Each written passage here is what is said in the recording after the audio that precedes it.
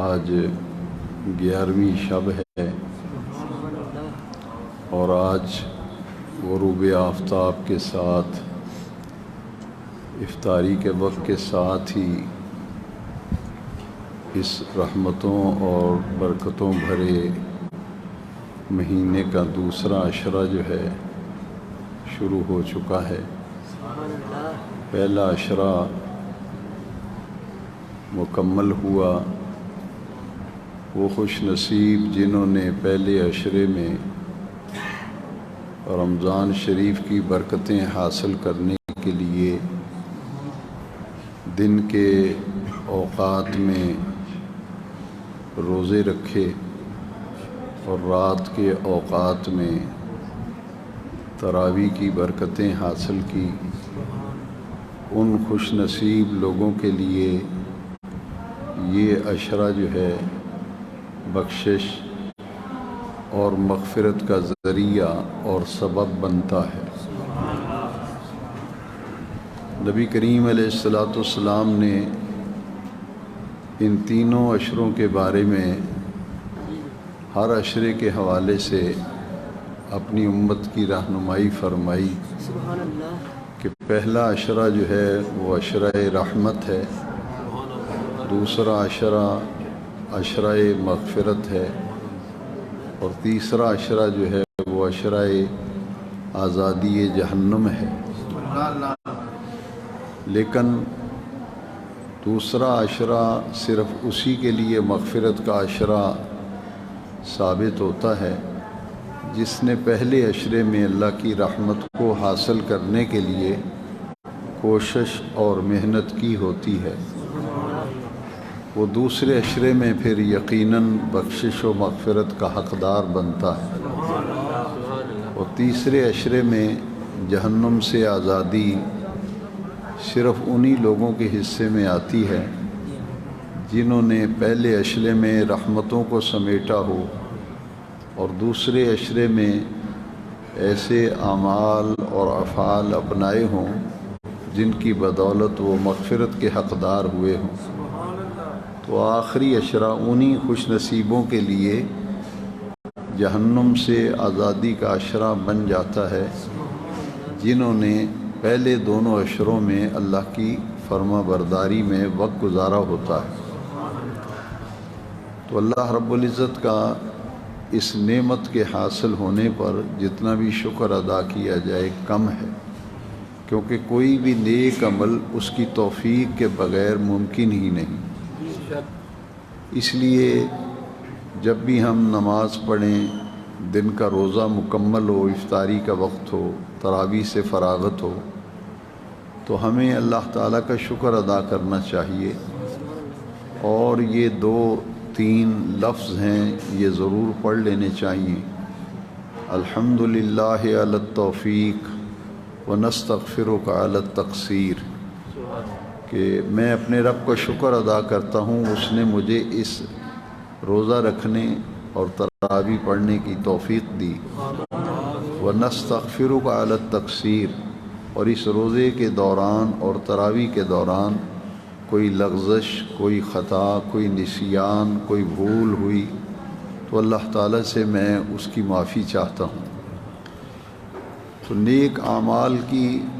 توفیق ملنا یہ اللہ کریم کا بڑا کرم ہے۔ یہ دوسرا عشرہ جو ہے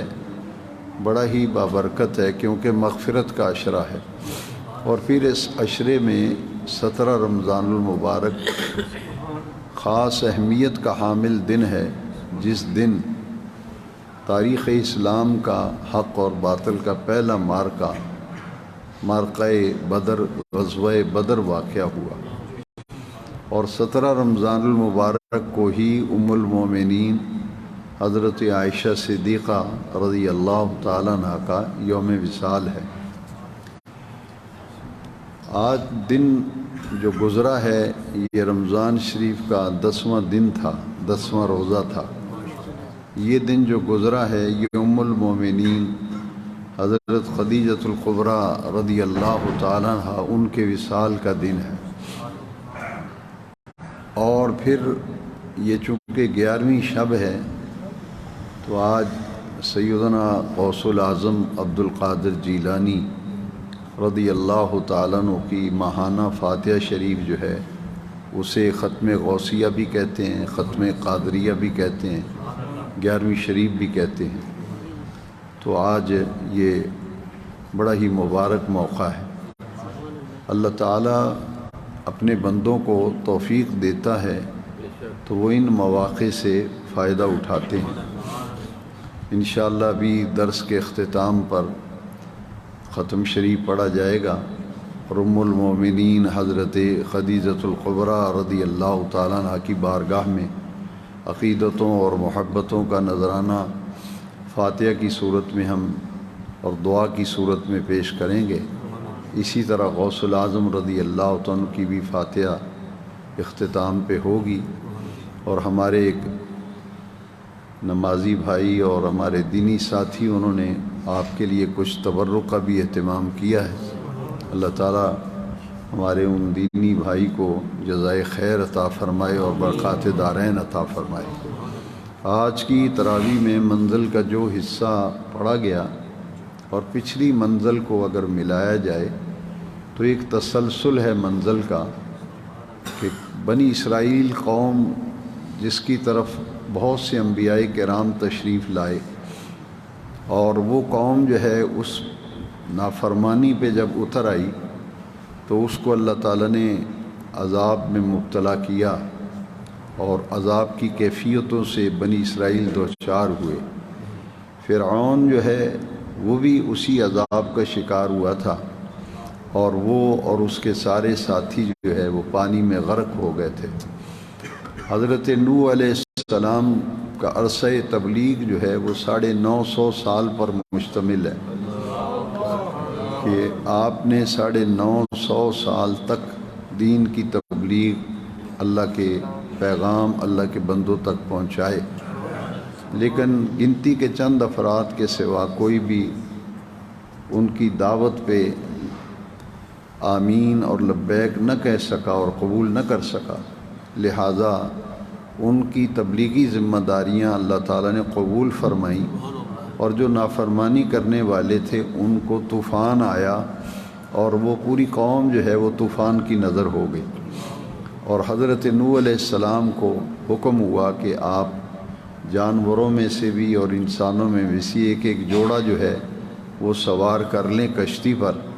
وہ طوفان آیا اور کشتی جو ہے وہ طوفان میں چلتی رہی، یہاں تک کہ جودی پہاڑ جو ہے اس پر جا کے کشتی لگ گئی، اور اس میں بھی جتنے نافرمان تھے وہ اسی طوفان کی نظر ہو گئے، ان کی نسلیں ختم ہو گئیں، اور ہر نسل کا جوڑا جوڑا آپ نے کشتی میں سوار کیا تھا، تو ان سے پھر بقائے نسل جو ہے وہ سلسلے کا اجرا ہوا۔ اسی طرح مختلف قوموں پہ عذاب آئے۔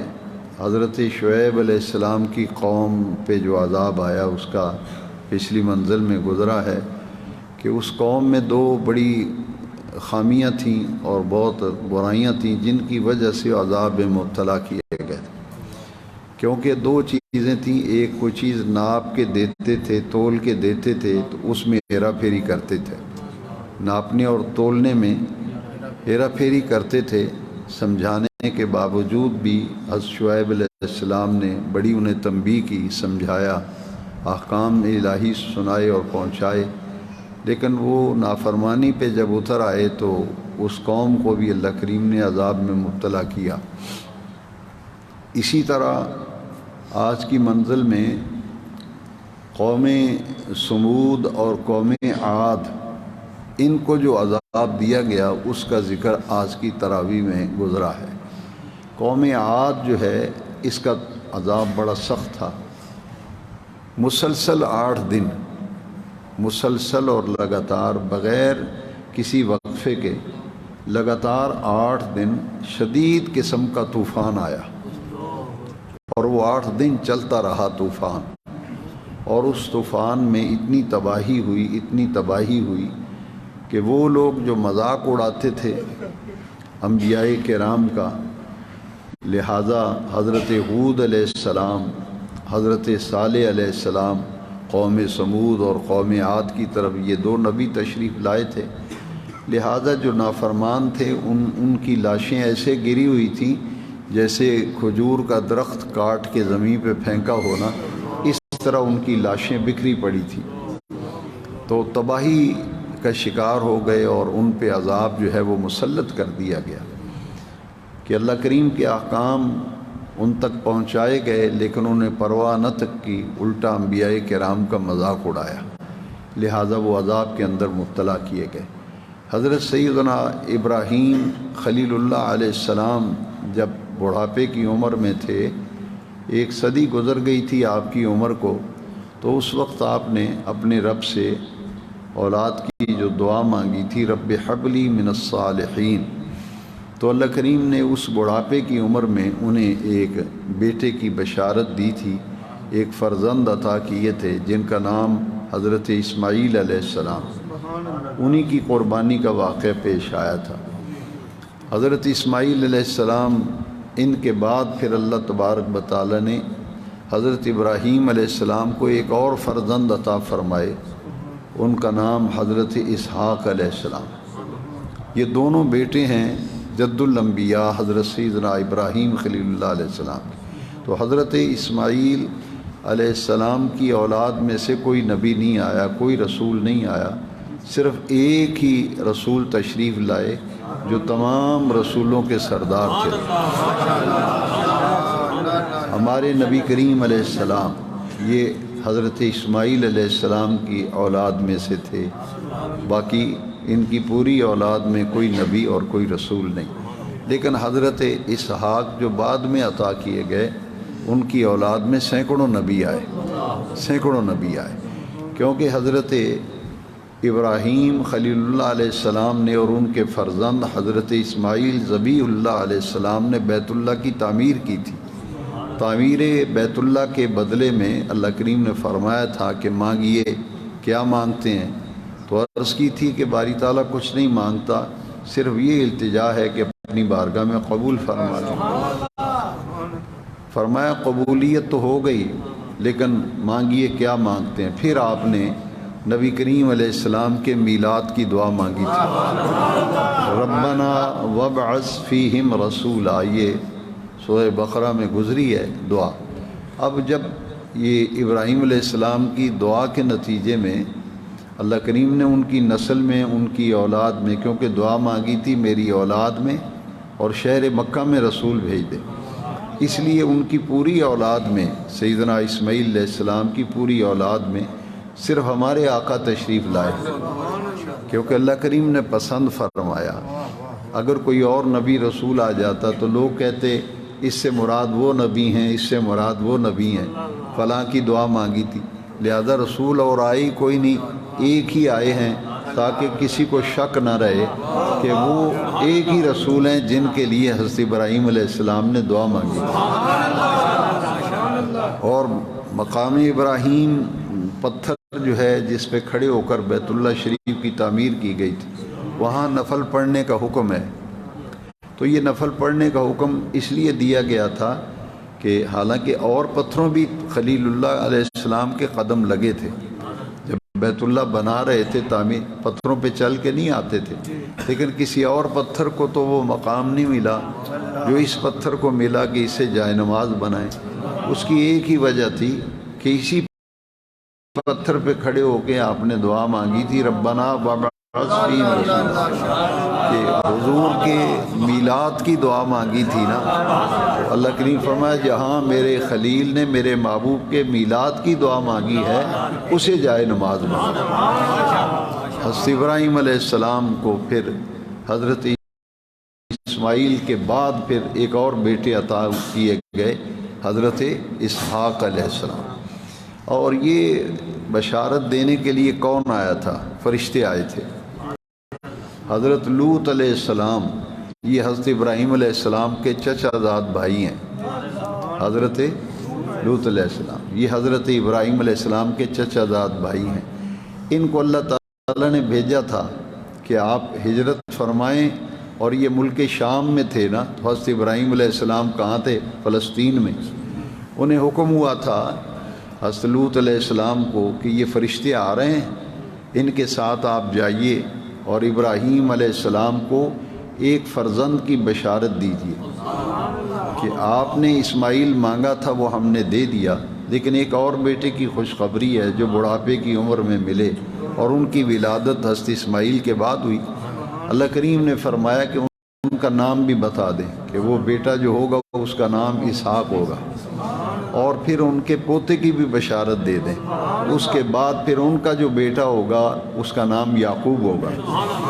حضرت اسحاق بھی اللہ کے نبی ہیں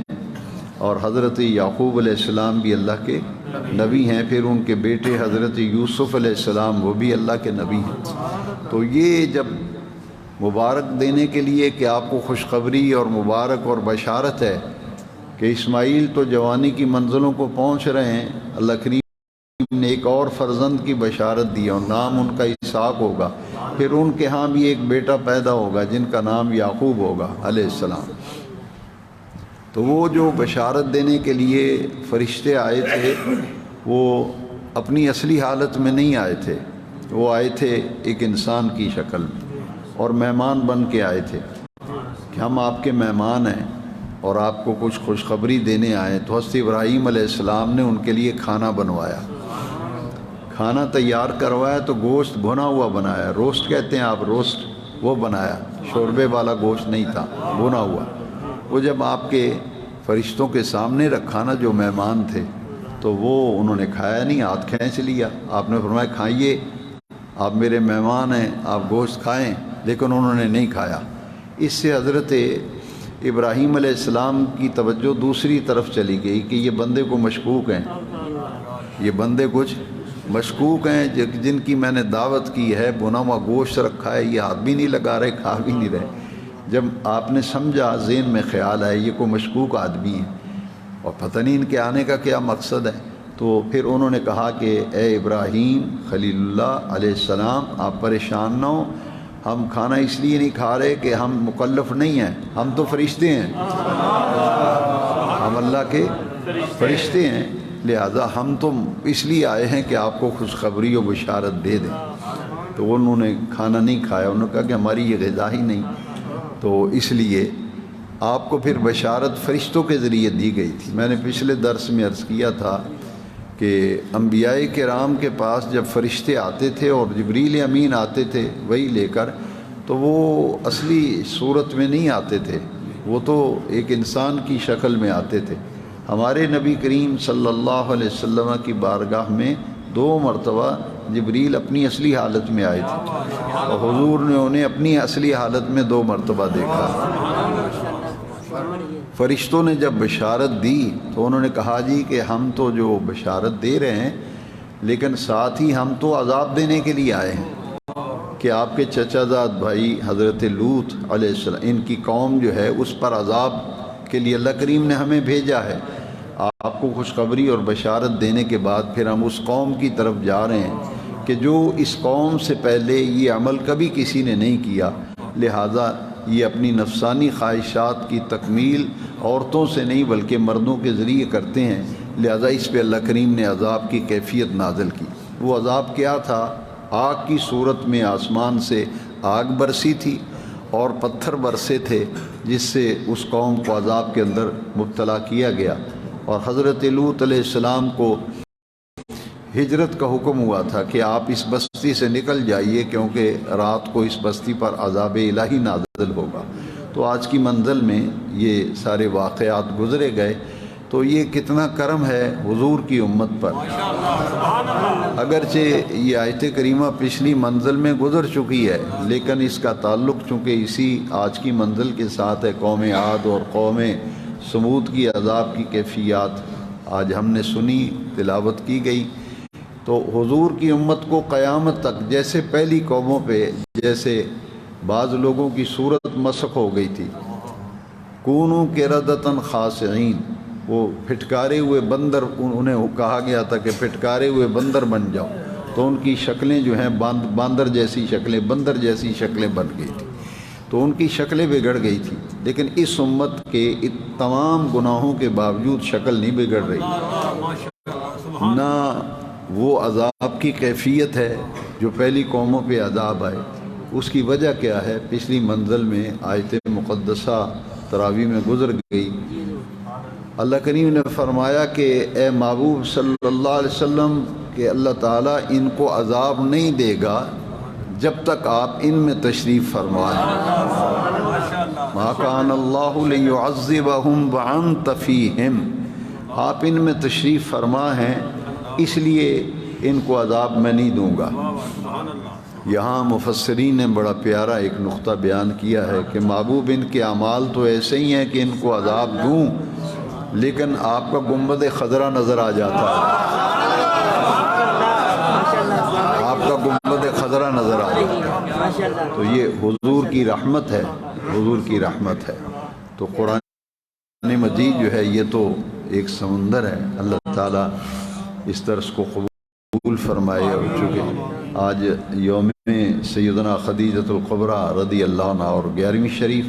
قاری صاحب ختم شریف پڑھیں گے، اور جو تبرک ہے وہ آپ نے تقسیم کیا ہے۔